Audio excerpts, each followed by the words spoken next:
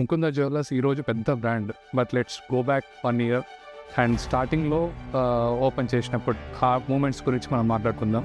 So like what is the background, అసలు founders background ఏంటి, ఏ experience ఉంది, how did you get here? So basically we started Mukunda Jewelers KPHP branch on March 9th 2023 అండి. It was zero.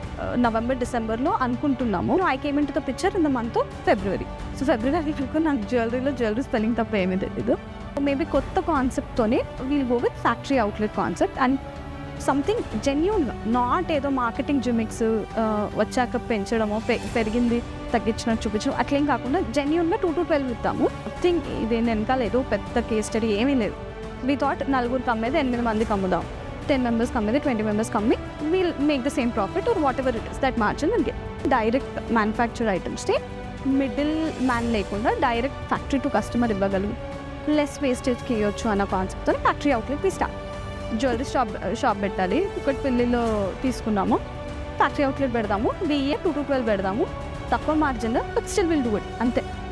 ఈ 3 key points అనుకుని we have entered in to it.